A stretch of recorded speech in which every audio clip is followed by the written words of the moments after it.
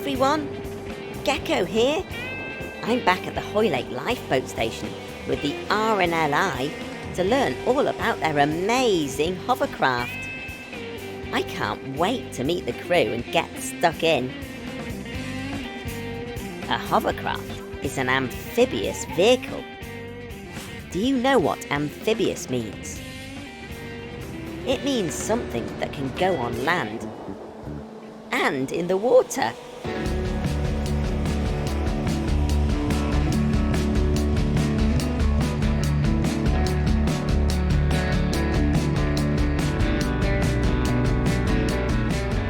This is Chris, and he's today's hovercraft commander. Great to see you, Gecko. Coming into our lifeboat station. It's amazing inside this lifeboat station. There's so many huge vehicles that are all designed to rescue people who are in trouble at sea. Gecko, would you like to join us on a hovercraft training exercise? Oh yes, please, Chris.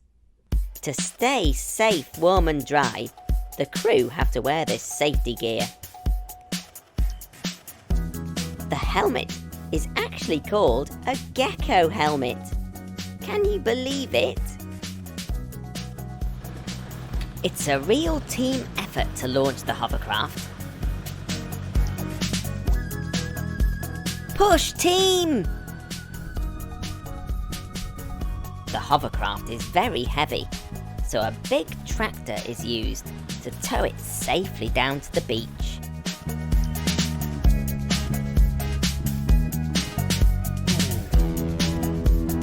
Then, it's all hands on deck to unclip the hovercraft from the trailer and pump up the inflatable sponsons which help the hovercraft float on water. Then the pilot uses the engine to glide back onto the beach. Hooray! Wow, look at all of these levers and switches. It all looks very complicated. Nick is the pilot, and it's his job to fly the hovercraft. To start the engine, Nick turns this key. We can't see them, but underneath the hovercraft are two fans, which blow air downwards. This fills the skirt with air, making the hovercraft lift off the ground. Wowzers trousers! The big fans at the back are called the thrust propellers, and these push the hovercraft forwards. When Nick moves this lever, the rudders at the back move. It's these rudders that steer the hovercraft left and right. Nick makes the fans move faster, and the hovercraft glides forwards. Woo, that is amazing!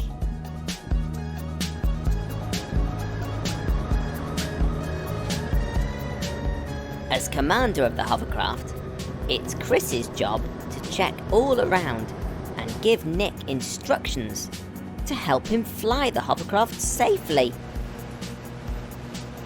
It's so fast and it's so noisy. Now I know why these Gecko helmets have microphones and headphones built into them. They allow us to talk and listen to each other. It feels like we're floating across the sand. And just like that, we're on the water. This hovercraft is amazing!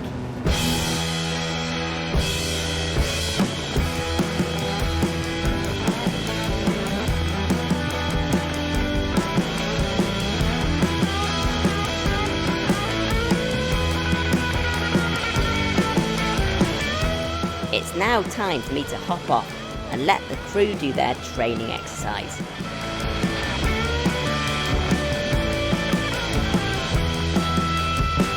The RNLI is a charity set up to save lives at sea. And these training exercises help the team here get ready for real-life search and rescue missions.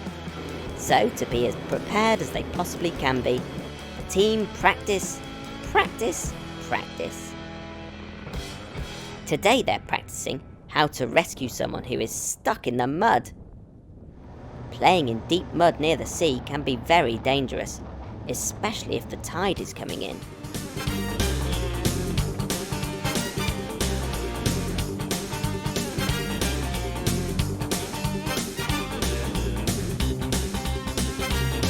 Now that's what I call getting stuck in.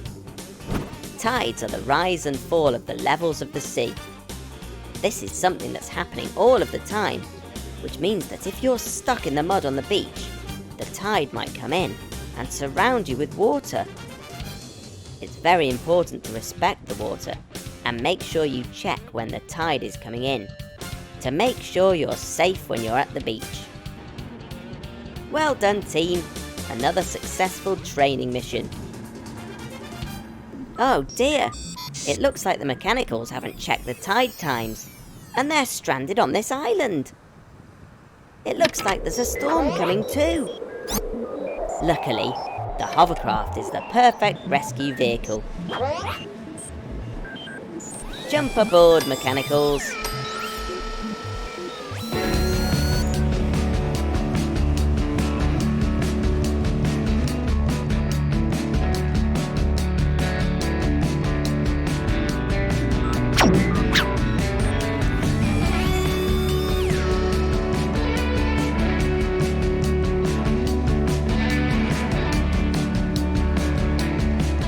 Look how muddy the hovercraft is. All that whizzing about in the sand and sea is dirty work. Every time the hovercraft is called into action, the RNLI crew take great care to make sure it's cleaned up and ready to be used again. Here in the nice dry lifeboat station is the perfect place for the hovercraft to sleep for the night. Thank you very much to the fabulous crew from RNLI Hoylake for allowing me to spend the day with them and their amazing hovercraft. It's been absolutely brilliant. I'll see you again soon. Bye! Hello everyone! Gecko here! And I'm so bonkers excited! Why? Because today I'm learning all about fire trucks at this amazing fire station. How cool is that? Fire trucks are used all over the world to help firefighters put out fires and rescue people who are trapped in hard-to-reach places. We're going to meet 2 different fire trucks today, and we get to meet the brilliant crew members of Lim Fire Station.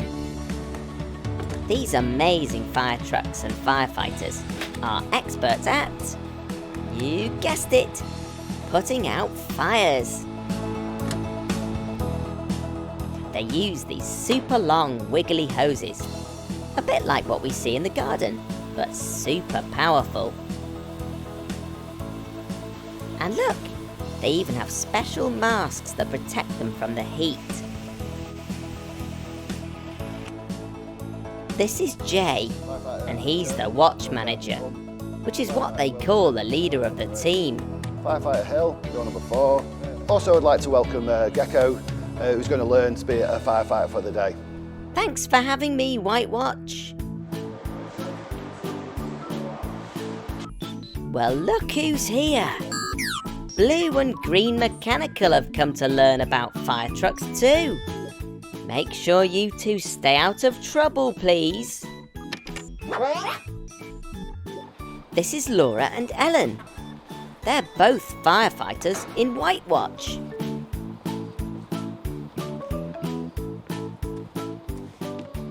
What are you doing now, Laura? Well, Gecko, we're getting ready for the start of shift. This involves getting all our kit out so that we're ready for any emergency that we might come across. So as you can see, Ellen's put her boots out ready. She's also got both the jackets, a helmet and the gloves, so she's ready for any emergency we might come across. Speed is always of the essence, so it's important that it's all laid out properly. Everyone, meet Andy. He's the driver of the fire truck. He's making sure everything is okay for the next emergency call-out. But what is an emergency call-out? Well, that's when people ring up and tell the firefighters they need help. And remember, it's very important to check that the truck's lights are working properly. They need to flash really brightly when the truck leaves the station to let people know help is coming. I love this fire truck. Do you know why? It's because there's so many secret places to store the amazing life-saving equipment.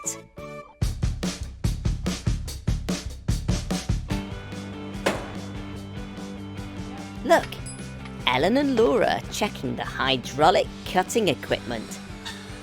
These are like a big pair of scissors, but instead of cutting through paper, they cut through metal.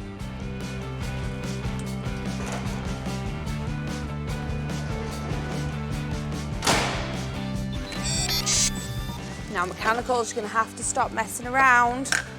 This isn't a place for messing about, guys. We don't want to end up rescuing you, do we? Once Andy and the Gecko have checked that the truck is okay, Laura and Ellen need to make sure their breathing apparatus works safely. This is what they use when it gets really smoky inside a building that's on fire. It's very important that they can breathe clean air. Psst. Guess what, everybody? There's actually more than one fire truck in this fire station.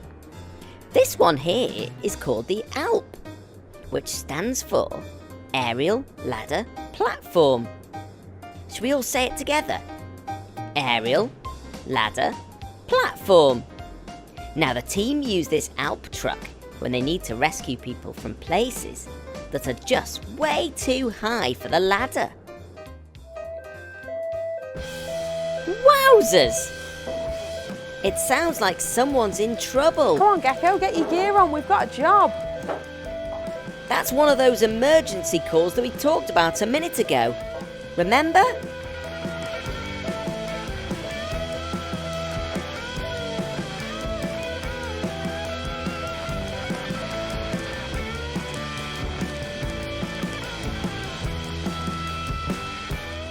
All of the important stuff we need to know about the rescue comes through on this piece of paper. Okay, all three appliances, mechanicals stuck at height, in limp. Oh no! It sounds like the mechanicals are in trouble. We better go and rescue them.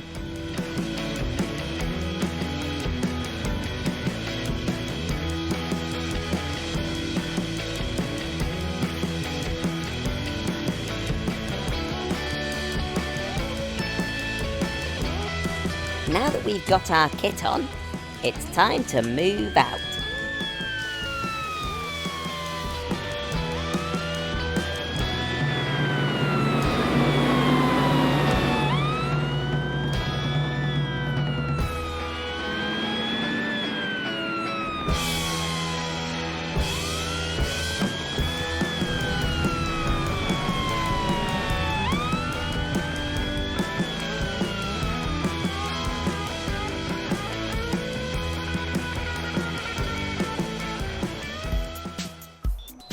Oh dear, it looks like those silly mechanicals are stuck at the top of that tower and can't get down.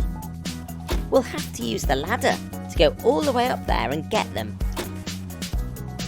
Look at this amazing teamwork. The crew all work together to get this ladder up as quickly and as safely as possible.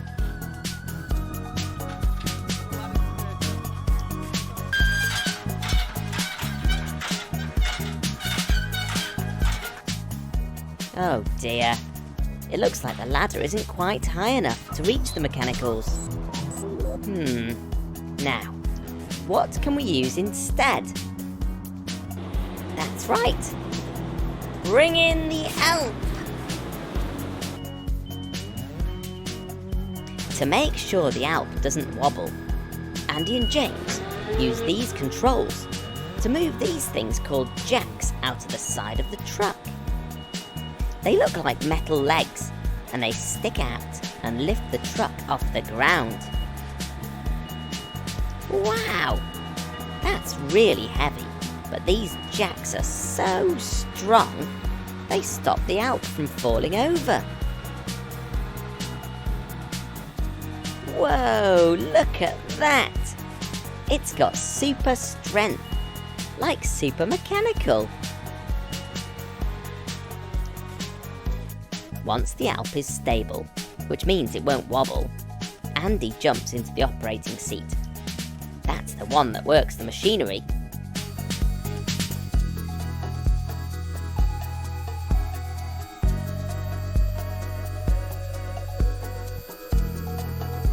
James is so brave.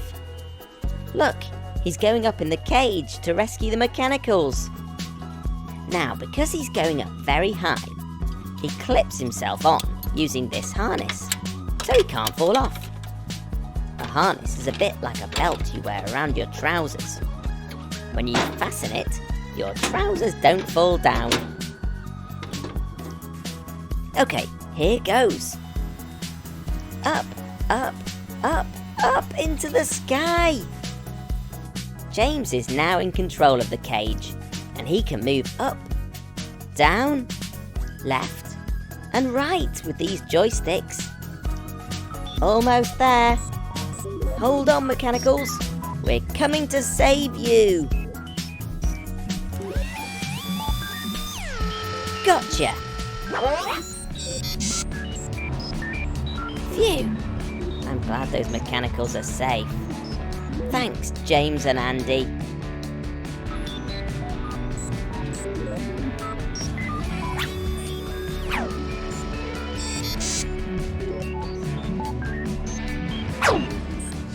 Okay, mechanicals, I hope you learnt your lesson there. You shouldn't be climbing up towers and being silly, because we've got other people to rescue, okay? I've loved spending time with the firefighters and the amazing fire trucks today. Let's say a big thank you to all the crew here at Lymm Fire Station for teaching us all about their awesome trucks. Until next time, everyone, it's cheerio from Gecko. Bye! Hello everyone, Gecko here. Have you ever seen one of these before? It's a concrete mixer.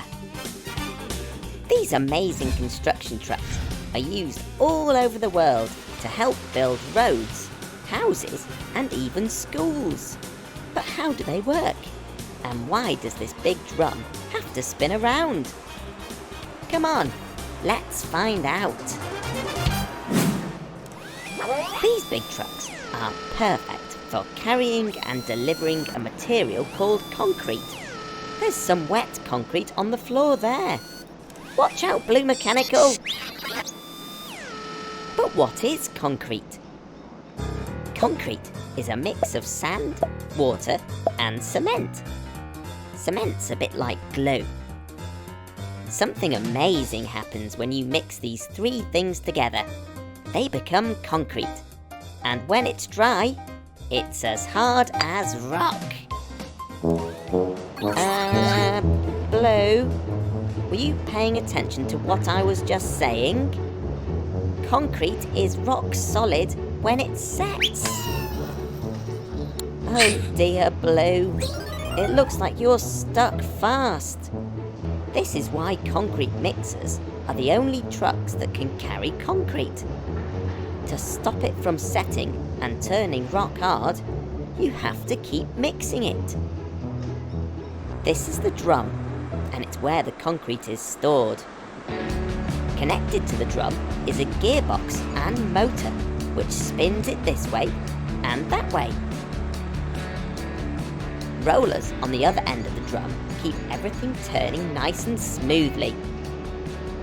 This part here is called the hopper, and it's where the concrete gets poured into the drum. There's Danny. He's the driver of this truck. He's off to pick up a fresh batch from the concrete plant. He reverses carefully into the loading bay. To load up, Danny has to perfectly line up the hopper with the loading chute. Up in the plant's control room, they can create just the right mix for Danny's batch. Then it's time to load up.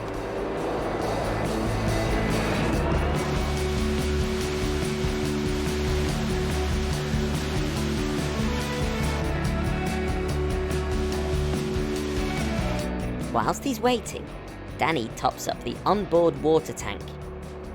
It's very important to have plenty of water on board, because clever computers inside the mixer test the concrete. They can add more water if it starts to get a bit too dry. It's a bit like porridge. Too dry or too wet, and it's no good. Just like Goldilocks, we want it just right. We're fully loaded, so let's go!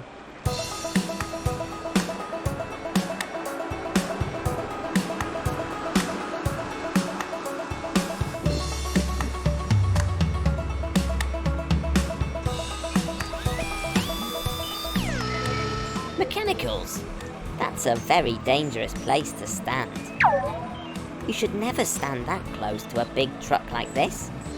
And even with all his mirrors and cameras, Danny can't see you there if he's turning. It's much safer to stand further away from the mixer.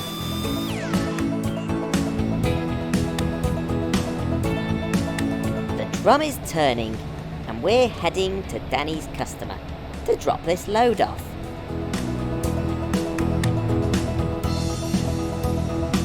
At this huge factory, they make massive buildings out of concrete, so they need lots and lots of concrete mixers visiting all the time. Inside the drum, there's blades that mix the concrete as it turns. To empty the load, Danny makes the drum spin the opposite way, which pushes the concrete mix out. The concrete is emptied into this big container, which can be moved around the factory with huge cranes.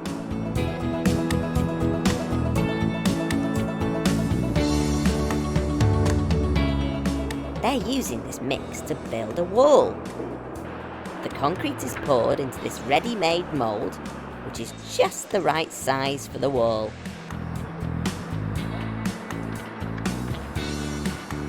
Just a few days later, and the concrete has properly set. Now it looks a lot more like a wall. The walls are then loaded onto this big lorry, ready to be delivered to the construction site and turned into a building. The last part of the process is for Danny to wash out the hopper, ready for the next batch. Thanks very much to Danny and all the team at Tarmac for teaching us all about these amazing concrete mixers. And thank you for watching. To watch more videos from me, just tap here. For now, it's cheerio from Gecko. Bye!